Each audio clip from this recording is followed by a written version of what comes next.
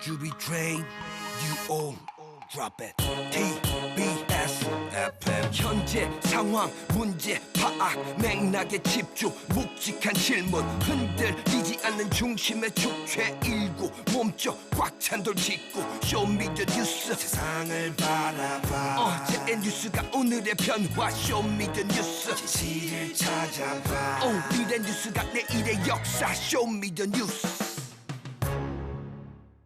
꼭 알아야 하는 뉴스만 골라서 전해드립니다. 쇼미더 뉴스 전해줄 분들 소개합니다. 봉보로 봉봉 봉봉봉 최진봉 성공이 되겠습니다. 뚱커벨 인사이트K 배종찬 소장입니다. 벨벨벨벨벨벨벨. 김웅기 청취자가 일구성 배 소장님 의자 좀 점검해 주세요. 요즘 하도 붕괴 사고가 많아서. 이상 없어요? 이상은 없는데요. 네. 의자가 깎여요. 깎여요. 네. 2929님이 오늘도 지각봉. 네. 아니 늦게 오셨군요. 오셔갖고 다 공개를 하니까 이게 문제 아니겠습니까? 아니 다 보고 계신데 뭘? 아, 네. 참. 화장실 가서 뭐 이렇게 오래 계세요? 아니 금방 왔습니다. 금방 오신 거예요? 주무시는 줄 알았어요. 아니 요즘 모함입니다. 대학교 요즘 방학이죠? 네, 들어갔죠? 방학입니다. 네, 방학했습니다. 알겠습니다. 자, 청취자 여러분 잘 들으시다가 저희 쇼미더 퀴즈 드립니다. 자, 쇼미더 뉴스 처음 보여줄 뉴스 뭡니까? 대권 출사표 이재명. 대권 출사표 이재명. 네. 오늘 유튜브로 했죠? 네. 자, 코로나 사태가 심각한 만큼 영상으로 선언문을 내놨는데요. 자, 잠깐 좀 육성을 직접 들어보겠습니다. 대한민국은 민주공화국이다. 대한민국의 주권은 국민에게 있고 모든 권력은 국민으로부터 나온다. 대한민국 헌법 제1조를 읽으면서 두렵고 엄숙한 마음으로 제20대 대한민국 대통령 선거에 출마를 선언합니다. 약자의 삶을 보듬어 안는 억강부약의 정치로 모두가 함께 잘 사는 대동 세상을 열어가야 합니다. 국민을 가르치는 지도자가 아니라 주권자를 대리한 일꾼으로서 저 높은 곳이 아니라 국민 곁에 있겠습니다. 어려울 땐 언제나 맨 앞에서 상처와 책임을 감수하고 길을 열겠습니다. 네. 자, 이재명 경기도지사 유튜브 한 14분 정도 되더라고요. 예, 저도 좀 한 중간까지는 좀 들어봤는데. 자, 정리를 한번 해볼까요?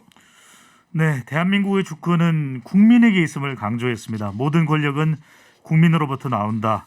헌법 1조를 읽으면서 두렵고 엄숙한 마음으로 20대 대통령 선거 출마를 선언을 했고요. 예, 사자성어를 이야기를 했습니다. 억강부약. 예, 억강부약. 네. 저도 아까 찾아봤어요. 강자를 누르고 약자를 돕는 데 있다. 오늘 중요하죠, 이거. 네. 국민들 바로 그 곁에 본인이 있겠다라고 이야기를 했는데 밑줄 몇 개 쳐요? 억강부약 밑줄 예, 2,002개를 쳐야 됩니다. 왜요? 억강부약은 중국 역사가 방고가 한 이야기에서 나왔는데 정제 억강부약. 정치는 강자를 누르고 약자를 돕는 데 있다라고 이야기를 했는데 이야. 2002를 이야기한 이유는 이 이야기를 노무현 대통령이 한 이야기입니다. 2002년도에요. 네. 노무현 대통령을 개성하겠다는 이재명 지사의 의지를 읽을 수 있는 내용입니다. 억강부약 중요합니다. 예. 야, 그 억강부약 고사성어를 다 외워서 이렇게 말씀을 하시네. 네. 약 하나 드릴게요. 예, 네. 한약. 예. 배우다 보니까 머리가 빠지더라고요. 봉 교수님 들어봤어요? 네, 들어봤어요. 유튜브로? 예, 다 어떠셨어요? 들었습니다. 네. 아니 뭐 끝까지 다 들었는데 저는 그 윤석열 전 총장이 이제 최근에 또 본인도 정치하겠다고 선언을 하고 나왔지 않습니까? 극명하게 대비되는 모습이었다. 그저께였잖아요. 네, 그죠? 그저께. 근데 뭐 그저께 잘 아시는 것처럼 윤석열 전 총장 처음부터 끝까지 초지일관 비판만 했죠. 네. 정부 비판을 했잖아요. 약탈하고 있다, 뭐 독재다. 반문 프레임이었죠. 네, 그런 거죠. 그러니까 미래에 대한 아무런 비전도 없었고요. 미래의 대통령이 가지고 있는 어떤 능력 이런 부분들을 전혀 보여주지 못했는데 오늘 이재명 지사 같은 경우에는 정반대의 모습이었어요. 그러니까 미래지향적으로 앞으로 대선에 나가서 어떤 일을 할 것이냐. 그것도 여러 가지 분야, 뭐 정치, 경제, 외교, 사회, 문화, 뭐 그다음에 불평등, 공정의 문제 이런 문제를 계속 얘기를 했거든요. 네. 그래서 제가 볼 때는 이재명 지사가 그 사람들에게 그 미래의 지도자의 어떤 모습을 보이는 데는 더 적극적으로 또 어필될 수 있는 내용이다 이렇게 보여집니다. 그래요. 예. 유튜브로 억강부약 좋으신 말씀이었다 이런 의견 보내주고 계셨고. 예. 그리고 뭐 오늘 이재명 그 지사가 여의도 서울에 한 호텔에서 열린 민주당 프레스데이 행사에서 네. 한 발언이 있는데 과거에 이제 형수 욕설 같은 거 네. 있잖아요. 도덕성 논란에 대해서 사과를 했어요. 제 부족함에 대해 용서를 바란다. 죄송하다 이렇게 네. 하면서 이제 울먹였다고 그러는데 대선 레이스 시작부터 자신의 그 최대 리스크인 그 그렇죠. 도덕성 논란 이걸 해명과 사죄로 네. 털고 감으로써 이제 이를 정면으로 돌파하겠다는. 유튜브에는 상당히 공개되어 있는 내용인데 이재명 지사는 이 형수 욕설 파문 이야기를 하면서 그때를 돌아가면 안 하려고 할 것 같다. 그런데 잘 모르겠다 이야기를 했어요. 워낙 네. 어머니가 그 형에게 당하다 보니까 형수에게 당하다 보니까 뭐 집에다 불을 지르겠다 뭐 예, 이렇게 해서 폭행도 했다라는 거죠. 그러다 보니까 그 엄마가 전화를 해가지고 무섭다. 네, 그래서 욕설 이제 내용을 들어보면 아주 심한데 이 대목에서 이재명 지사가 말을 하는 과정에 약간 울먹이려고 합니다. 네. 그래서 아주 솔직한 발언 같아요. 그러니까 해서는 안 되겠죠. 그만큼 사회적 비판이 될 수 있고 앞으로 대선에서도 상당히 비판이 또 경선 과정부터 쏟아질 겁니다. 이 대목에. 네. 그럼에도 불구하고 그때로 돌아가면 잘 모르겠다. 그만큼 이 어머니를 생각하면 눈물이 난다라는 이재명 지사였고 또 이제 성장과 공정을 이야기했는데 성장과 공정을 강조한 것에 대해서 안철수 국민의당 대표는 이 이야기는 내가 정치 입문할 때 했던 이야기다. 이렇게 또 비판을 했습니다. 그 안철수 대표가 네. 그런 얘기를 또 했더라고요. 네네. 네. 자 오늘부터 이제 본격 대권 행보에 이제 들어간 거죠. 네, 주목해야 될 부분은 이 3단계 대권 행보 시작점입니다. 첫 번째로는 현충원을 갔는데 대통령 묘역은 참배를 안 합니다. 왜냐하면 이게 일종의 선택과 집중 전략인데 이 무명용사만 참배를 합니다. 이름 없이 헌신한 민초다. 왜냐하면 억강부약과 연결을 한 거죠. 아 그렇군요. 억강부약이니까 민초로 가고 또 바로 첫 방문지가 안동입니다. 이게 이제 요즘 안동이 이야기하는 고향이라며. 고향입니다. 이 안동인데 신지역주의를 이야기하는 것이 TK에서 민주당 후보가 표를 얼마나 얻느냐 또는 보수 야권 후보가 호남에서 표를 얼마나 얻느냐가 대선에도 중요하거든요. 근데 안동을 방문했는데 안동이 정말 보수 텃밭인데 권영세 안동시장이 더불어민주당 소속이에요. 더불어민주당 소속입니다. 예. 근데 이 권영세 안동시장이 용산구의 지역구를 둔 국민의힘 권영세 의원이랑 한글 이름도 똑같고 한자 이름도 똑같아요. 아 그렇군요. 네. 갑자기 권영세 시장 그러니까 제가 약간 헷갈렸어. 그래서 네. 안동으로 갑니다. 그리고 그다음 바로 호남에 가서 1박을 합니다. 호남에서 1박을 하는 이유는 바로 호남 민심이 제일 중요하거든요. 더군다나 경선 경쟁자가 호남 대망론을 강조하고 있지만 호남 지지를 잘 얻지는 못하고 있는 이낙연 전 대표, 네. 정세균 전 총리이기 때문에 호남의 세기를 받기 위해서 간다 이런 해석이 나옵니다. 이재명 지사의 일거수일투족을 다 꿰고 계시네요. 아니 공부를 해서 와서 설명을 드려야 되니까요. 그쪽에 뭐 아는 사람 있어요? 없습니다. 없어요.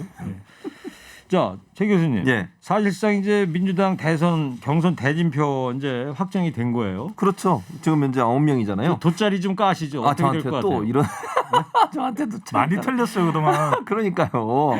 제가 기도해보고.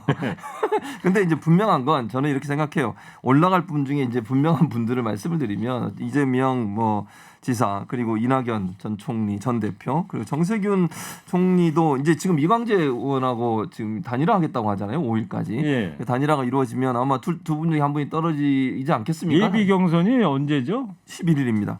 11일, 7월 7월 11일. 11일 일요일 날. 네, 근데 5일까지 두 분이 단일화를 하겠다고 정세균 했으니까. 이광재. 네, 그럼 네. 두 분 중에 한 분은 어쨌든 안 나오실 거 아니겠습니까? 그렇죠. 단일화 한다면 뭐 그 지금의 판세로만 본다면 정세균 이제 전 그러니까 총리가 8명 올라갈 수 있죠. 중에서 이제 6명을 가려내는 그렇죠. 거죠. 2명을 11일 날. 더 빼야죠. 네. 죄송한데 우리 양승조 우리 지사님 네. 이제 빠지실 분을 제가 말씀드리는 아, 것이고요. 그래요. 예. 제 생각입니다. 또 지사님이 아니, 뭐 화내실까봐. 괜찮아요. 아, 접고 그래도- 있어요 밖에서. 아 접지 마세요. 네. 왜 이러세요? 아까 때 전화 또 한 온것 분은 같은데. 또 탈락자 그 누구? 탈락자 두 분 중에 최문순, 김두관 두 분 중에 한 분이신데 아, 다 누구라고 말씀드리기가 참 애매합니다, 솔직히. 또 최문순 지사는 또 같이 계셨잖아요, 우리 랭크님하고 같은데 최문순 지사가 바깥에 전화가 온 것 같은데. 최매기로 뜨고 계시는데. 자, 죄송합니다. 뭐 하여튼 뭐 돗자리 교수님께서 좀 예언을 하시긴 했는데, 근데 요즘 뭐 적중률이 별로야. 불안합니다. 크게 신경은 안 쓸게요. 예.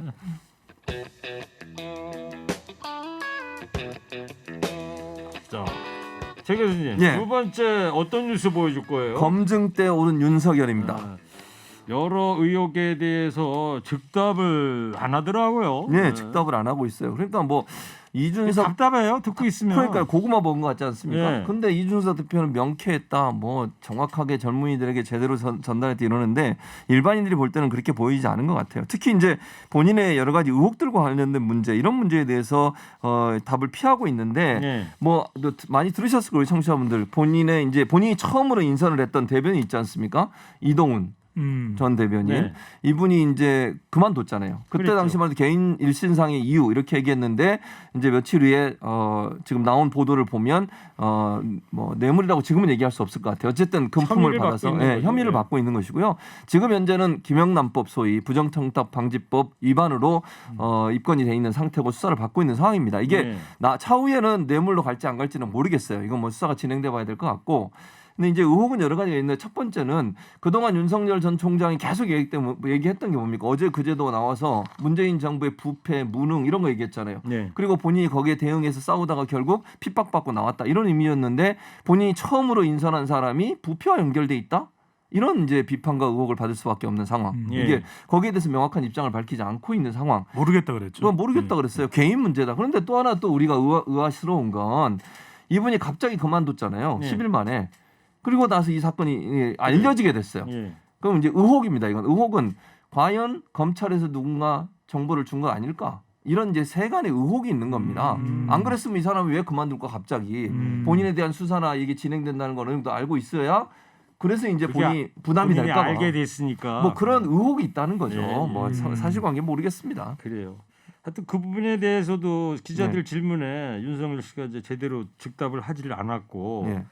또 어제였잖아요. 그 네네. 부인 김건희 씨 또 어디 인터넷 매체하고 스스로 자기는 뭐 줄리하고 상관없다 뭐 이런 얘기. 네. 그걸 어제 또 이제 기자들이 물어봤더니 여기에 대해서도 뭐 또 잘 모르겠다 이런 식으로 대답하지 않았어요? 주요 언론들이 많았는데 신생 인터넷 매체인 뉴스버스와 인터뷰를 한 이유는 잘 모르겠어요. 네. 네, 이건 뭐 그 언론사가 조선일보 출신 기자가 만든 인터넷 매체라고 하더라고요. 네. 네, 이 매체와의 인터뷰에서 배우자죠 김건희 씨가 아주 주요하고 또 민감한 부분에 대해서 해명을 했습니다. 일단은 이제 줄리라고 하는 예명, 또 호텔의 호스티스였느냐라고 하는 그런 의혹에 대해서 전혀 아니다. 줄리라는 예명도 전혀 아니고 그리고 호스티스로 일한 적이 전혀 없다. 기가 막힌다. 이렇게 이제 일축을 했고요.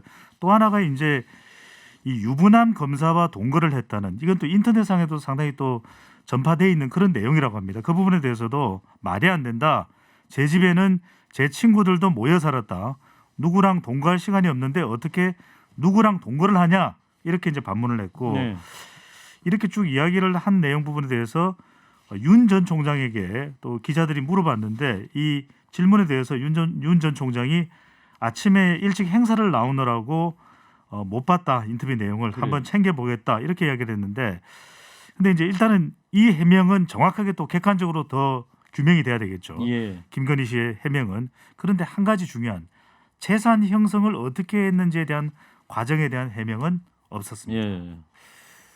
부부 재산이 한 60억 정도 된다는 거 아니에요? 69억 가까이 되는 거죠. 네. 부부 그러면 뭐 경제 공동체다 뭐 이런 얘기. 네. 그다음에 또 이 김건희 씨 이야기를 예. 검증을 받을 수밖에 없는 이유가 만약에 윤석열 씨가 이제 대통령이 되면 영부인이 되실 분인데 그렇죠. 대통령 영부인이면은 우리 국민 세금 지원해 가지고 제2부속실이 운영되잖아요. 맞습니다. 예. 예. 그렇기 때문에 이 어쩔 수 없이 검증대를 비켜나갈 수는 없는 것 같고 그리고 오늘 아침 김어준 뉴스공장에 홍준표 의원이 나와가지고 예. 이런 얘기를 했어요. 이 김건희 씨의 그런 자발적인 해명한 거 이게 아주 치명적인 실수다 이런 얘기를 하더라고요. 네, 그렇습니다. 홍준표 의원이 나와서 인터뷰를 하면서 그런 얘기를 했어요. 이렇게 치명적 실수였다고 얘기를 했고 그거 하는 거 아니다. 상대방이 누구라도 그런 이야기는 정치판에서 하기 어렵다라고 얘기를 했고 예. 그런데 본인 입으로 물꼬를 터버렸으니까 이제 진위 여부에 대해서 국민들이 집요하게 검증을 할 거다. 그렇게 예측을 했고요.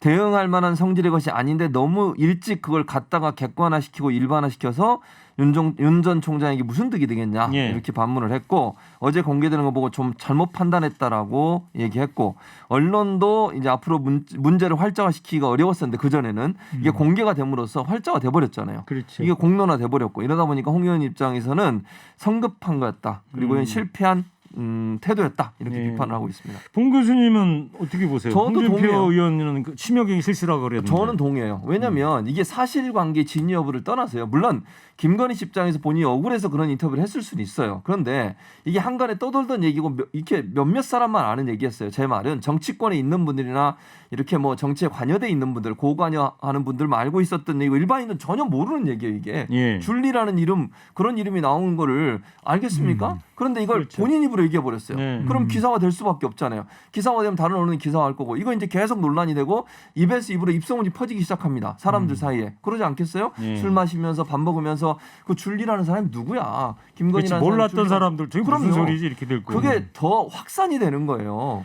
그러면서 이게 사실이든 사실이 아니든 아니땐 굴뚝에 연기 날까라는 그런 어떤 속담처럼 점점점 퍼져나가면서 김건희 씨에 대한 이미지가 그런 방식으로 이렇게 일반화될 수 있는 네. 위험성이 있는 거죠. 그렇죠. 그 이거는 제가 볼 때는요. 본인은 해명하기 싫다 하더라도 불필요하게 이걸 본인 입으로 얘기를 함으로써 언론에 보도가 되고 그 보도를 통해서 많은 국민들이 알게 됐다는 것 자체가 치명적이다 이렇게 보입니다. 이 대목에서 그 유명한 책 있잖아요. 코끼리는 생각하지 마. 조지 레이코프가 그 네네. 사람이 쓴 거. 최진봉 교수님은 그냥 원서로 읽으셔도 되잖아 이런 거. 그렇죠. 예. 원서로 배종찬- 읽어보셨어요? 아예 아니. 읽지는 않으신 것 같은데요.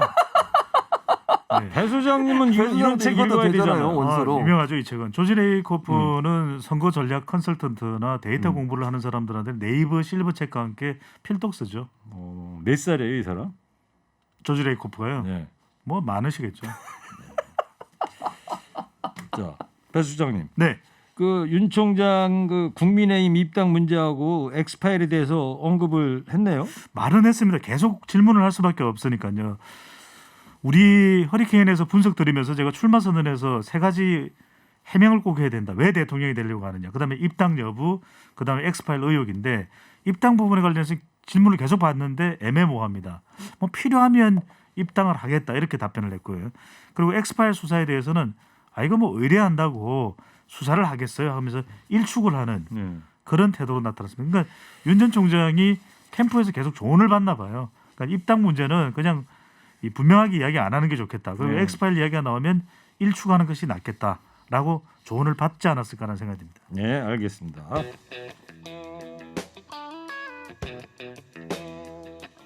조지 레이코프가 41년생이네. 그러니까요. 나이가 저보다 20살 정도 많으시니까 많으시죠. 지금 뭐 82 그건 요즘 정도. 뚱크벨의 아버님 뻘이죠. 아버지 뻘이죠. 저기 뚱커벨도 이런 책 하나 지어요. 캠페인. 네. 그 뚱커벨은 생각하지 마 이런 책. 허리케인은 무섭다. 자, 최 교수님 세 번째 쇼미더뉴스 어떤 뉴스 보여줄 거예요? 한 사업가의 전방위 로비입니다. 뭔 내용이에요? 좀 간결하게 정리를 한번 해볼까요? 예, 아까 제가 잠깐 언급해드렸던 예. 윤석열 전 총장의 첫 번째 대변인 지금은 사퇴했습니다만 그분과 연관된 얘기입니다. 포항에 있는 한 사업가 수산업을 하는 걸 알려주고 있는데 여러 사업을 했던 걸 알려주고 있어요. 이 사람이 감옥에 지금 수감돼 있습니다. 사기죄로 예. 수감돼 있는데 조사 과정에서 본인이 돈을 금품을 줬던 사람들의 이름을 얘기를 하기 시작해요. 그 이름 안에 아까 얘기했던 윤석열 대변인, 지금 전 대선 대변인. 후보의 전 대변인도 네. 포함돼 있었고요. 뿐만 아니라 TV조선의 앵커도 거기에 이제 돈을 준 사람의 몇 명이 들어가 있고 그다음에 현직 부장검사. 현직 부장검사는 검찰이 압수수색을 해가지고요. 지금 연합뉴스 TV에도 나오네요. 네. 수산업자 김모 씨. 저 그래서 얘기가. 남부지검의 부장검사 이동훈 전 윤석열 대변인 그리고 모 방송이라고 있는데 TV조선이라고 이거 네. 방송에 나왔으니까요. TV조선의 유명한 앵커 이런 분들이 앵커 같은 경우 중고차를 받았다는 의혹이 있고요. 예. 이동훈 전 엄성섭 앵커죠. 네, 엄성석 맞습니다. 이동훈 전 대변인 같은 경우에는 뭐 돈도 받고 여러 가지 다른 것도 받았고요. 그다음에 이제 부장검사 같은 경우에는 심지어 학원비까지 받았다는 그런 의혹이 있어요. 자녀 학원비. 네. 자녀 학원비. 자녀 학원비도 받았다는 그런 얘기도 있고. 그래서 이게 지금 현재는요. 입건된 거는 부정청탁 금지법이에요. 이게 보통 100만 원 이상의 금품을 받으면 이제 처벌하게 돼 있거든요. 근데 이게 수사가 지금 진행되고 있거든요. 그래서 앞으로 요 내용이 어떤 식으로 발전될지 모릅니다. 즉 뇌물로 되면 이제 처벌을 강하게 받겠죠. 예. 그래서 지금 현재 이게 대가성이 있느냐 없느냐 이걸 지금 수사를 하고 있는 것으로 알려지고 있어 수사는 좀 지켜봐야 될 것 같습니다. 이 건과 관련해서 경찰이 부장 검사 예. 압수수색한 건 압수를 처음이라는 했어요. 거 아니에요? 처음이에요. 경찰이 압수. 네. 이게 그러니까요. 얼마나 그동안 검찰이 무소불위의 권력을 행사했는지를 알 수 있는 거죠. 아니 검사도 혐의가 있거나 잘못됐다면 어떤 수사라도 받아야 되잖아요. 성역은 없는 거잖아요. 네. 이게 검경 수사권 조정에 그래도 신호탄이다라는 그렇죠. 이야기가 나오는 거죠. 하여튼 뭐 이 건이 됐으니까 이제 수사 결과가 이제 당국에서 발표를 하겠죠. 아직은 이제 혐의를 받는 단계인데 어제 MBC에서 이 관련 뉴스를 보도했는데 이 사업과 관련 행사에 앵커가 참석했던 장면인데 한번 잠깐 들어보시겠습니다. 회장 취임 이전과 회장 취임 이후로 나뉠 거라고 감히 단언 말씀드립니다. 이 사업가가 무슨 체육회장인가 네네. 거기에 행사에 갔다가 이런 얘기를 한 거예요. 네. 취임 전과 취임 후가 달라질 것이다. 그러니까요. 이제 수산업자가 아니다 이런 이제 신문 기사까지도 보도 기사가 언론 기사가 나올 정도인데 뭐 여러 가지 많이 상당히 있구만요. 지역의 유지였던 것 같아요. 지금도 이해가 잘 안 되는 거는 현직 종편 방송국의 앵커에게 어떤 점을 노려서 그렇게 건품을 예. 뭐 중고차를 전달했는지도 잘 이해가 안 되고요. 그래서 그 행사에 참여해서 종편의 앵커가 혐의를 받고 있는 앵커가 뭐 축사를 했던 그 내용이라고 합니다. 예. 자, 최 교수님, 네. 검사, 경찰, 예. 언론인 이 구속된 그 사업가 이 사람이 아주 전방위적 유착을 한 것 같은데 예, 그렇죠. 어떻게 보세요 이 사건? 아주 그러니까 총체적인 부패 사건이죠. 한마디로 얘기하면 자기가 할 수 있는 모든 방법을 동원해서 유명한 사람, 뭐 권력 있는 사람을 다 연결시켜서 자기가 친분을 과시하는 겁니다. 예를 들면 지금 말씀하신 것처럼 경찰서장 한 명도 여기 포함되어 있어요. 네. 뇌물 받은 사람 중에, 그러니까 금품 받은 사람 중에, 그리고 지금 언론사 논설위원, 앵커, 유명 앵커, 거기에다 부장검사뿐만 아니라 뭐 이름은 나오지 않았으면 유명인들도 많이 연결돼 있대요. 그러면서 이 사람이 이제 사기 행각을 하잖아요. 사람들만 사기 행각할 때 전화 한번 하고 이 사람 불렀다고 행사에 자기가 회장하면서 그 사람들 오는 거 보여주고 이러면 그 행사에도 보니까 뭐 누구 뭐 정치인 이름도 그렇죠. 본인이 막 화환도 입으로 하고 있고요. 그러더라고요. 화환 보낸 사람도 네. 있는데 거기 정치인들 또 본인이 발언하면서 그런 얘기도 하고 이러면서 결국 주위에 있는 사람들의 신뢰를 모으는 거예요. 예를 들면 유명한 사람, 권력 있는 사람 다 자기하고 친하다. 그럼 이 사람이 하는 말이 거짓말이라고 사기치더라도 그걸 또 받아들이지 않겠습니까?